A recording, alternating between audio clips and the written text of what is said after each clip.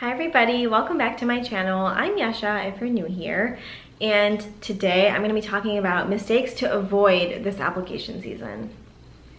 The first mistake that you want to avoid, you have to avoid at all costs, is not applying day one.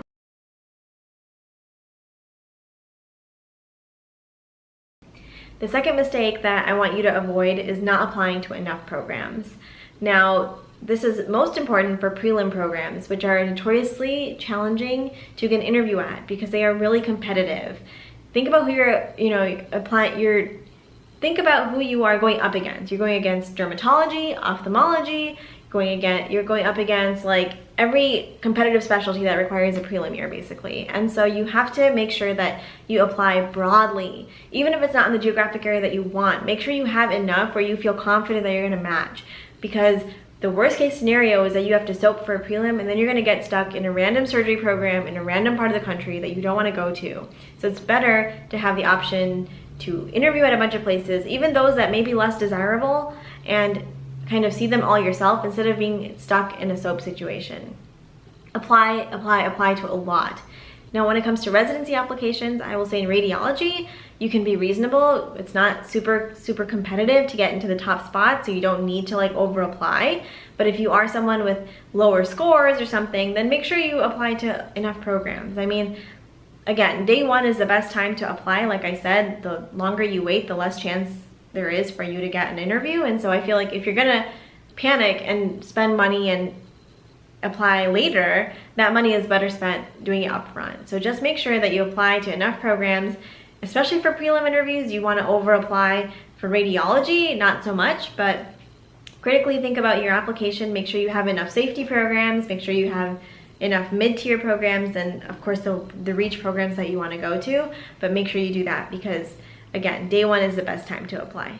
The third thing is not utilizing your hobbies section. That is my favorite section. I've said this a billion times last interview cycle, so I'm not gonna say it again, but that's where you can really be yourself and show off your creativity, show off what your interests are, and most importantly, think of talking points with the potential interviewers. So think about who's gonna be interviewing you. It could be, someone like me who's not really super interested in sports, but maybe you have some other hobbies that I would be interested in, like plants, or I don't know, like television shows or something. Put that in there. Make sure you kind of cater to a variety of interests and a variety of people, because that's one section that everyone reads. I mean, that's like the first thing that we read when it comes to remembering, oh yeah, who am I interviewing today? And then I go skip to the hobby section just to refresh my memory. So I mean, it's in your best interest to include a few things in there that would suit a number of different types of people, basically. They're all talking points, ultimately, your entire application is. So utilizing your hobby section is really important to see if you can kind of click with a variety of people at the program who are interviewing you, and making sure that you're kind of normal, and those are the type of people we want, someone who can hold a conversation. So yeah, putting energy into your hobby section is something I cannot overstress. I cannot emphasize enough.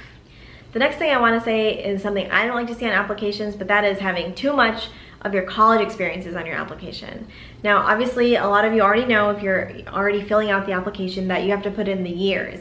So it's pretty easy to figure out what years you were in college because it's listed at the beginning of your application, and what years your activities are in. So if you include too much stuff from college, it just makes it feel like you haven't done anything in medical school.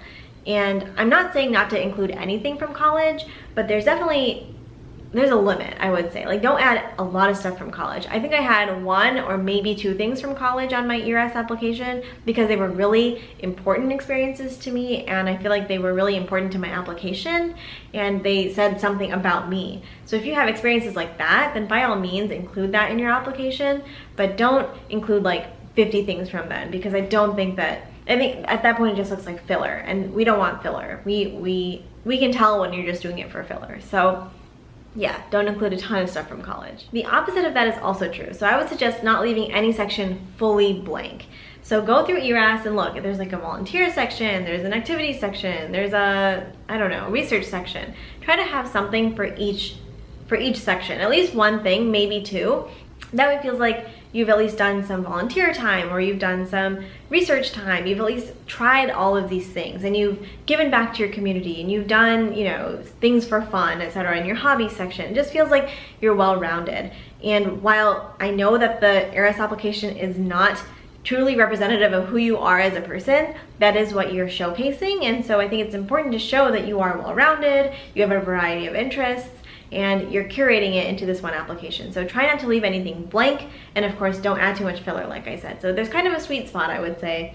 And if you don't know where exactly that is for you, try to add a bunch of things in and see what your application looks like, and see if it's like too much to get through, because ultimately those of us on the other side are reviewing a ton of applications, especially program directors are going through hundreds, and you want to make sure that you're to the point, that you're concise about what you're saying, and that you're giving yourself the best shot. So you definitely don't want to have too little, but there is such a thing as too much. So just try to find your sweet spot. A couple things, few things I would say for each section would be perfect. Maybe like 5, maybe 10 would be like really pushing it. For publications, obviously include everything that you have, but when it comes to the other sections, make sure you're kind of curating it to the things that are most important to you, and don't shortchange yourself by any means, but just make sure that you're not including things just to include them. Like I did a 2-hour volunteer or something and I'm gonna put it on my application. I don't think that that's like necessary, you know what I mean?